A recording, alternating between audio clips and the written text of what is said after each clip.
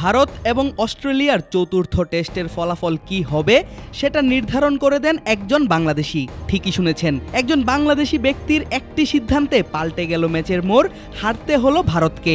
আর এমন গুরুত্বপূর্ণ এবং সাহসী সিদ্ধান্তের জন্য সেই বাংলাদেশি প্রশংসিত হচ্ছেন পুরো বিশ্বজুড়ে, কারণ তিনি প্রমাণ করলেন মানুষের দৃষ্টিশক্তি এবং বিচার করার ক্ষমতার কাছে প্রযুক্তি হার মানতে বাধ্য। বলছিলাম বাংলাদেশি আম্পায়ার শরফুদ্দৌলা ইবনে শহীদ সৈকতের কথা, যিনি থার্ড আম্পায়ারের দায়িত্ব পেয়েছিলেন বর্ডার গাভাস্কার ট্রফির মেলবোর্নে অনুষ্ঠিত হওয়া চতুর্থ টেস্টে। আর বক্সিং ডে টেস্টেই আবারও প্রমাণ দিলেন কেন তিনি আছেন আইসিসির আম্পায়ারদের এলিট প্যানেলে। ইনিংসের তখন ৭১তম ওভার চলছে, আর কিছুক্ষণ মাঠে টিকে থাকতে পারলেই ভারত করবে ম্যাচ ড্র। ক্রিজে তখন ওপেনার ইয়াশাসভি জয়সওয়াল। ৬ জন আউট হলেও উইকেট কামড়ে ধরে আছেন এই ভারতীয় ব্যাটার, কারণ তিনি ভারতীয় ব্যাটিং লাইনের শেষ ভরসা, যে বাঁচাতে পারে ম্যাচ। এমন সময়ই এই ব্যাটার অজি পেসার প্যাট কামিন্সের বল খেলতে যান ডাউন দ্য লেগে, আর তখনই বল যায় কিপারের গ্লাভসে। আউট ভেবে চলেও যাচ্ছিলেন জয়সওয়াল। মাঠে থাকা আম্পায়ার নট আউট দিলেও রিভিউ নেয় টিম অস্ট্রেলিয়া। আলট্রা এজে দেখা যায় ব্যাট বা গ্লাভস পাস করার সময়েও নেই কোনো স্পাইক, অর্থাৎ প্রযুক্তি বলছে ব্যাট বা গ্লাভস স্পর্শ করেনি বল। কিন্তু বারবার একই ফুটেজ পর্যবেক্ষণ করে সৈকত জানালেন বল টাচ করেছে জয়সওয়ালের হাতের অংশ, কারণ সেখানে লাগার পরেই ঘুরে যায় বলের দিক।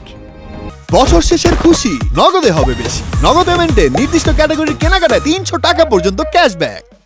আর সেটার উপর ভিত্তি করেই জয়সওয়ালকে আউট দেন সৈকত। আর জয়সওয়ালের আউটের কারণেই ম্যাচ হারতে হয় ভারতকে। এই সিরিজে তারা পিছিয়ে যায় অস্ট্রেলিয়া থেকে, এমনকি খাতা কলমে না হলেও এক প্রকার বাদই পড়ে যায় টেস্ট চ্যাম্পিয়নশিপ টুর্নামেন্ট থেকেও।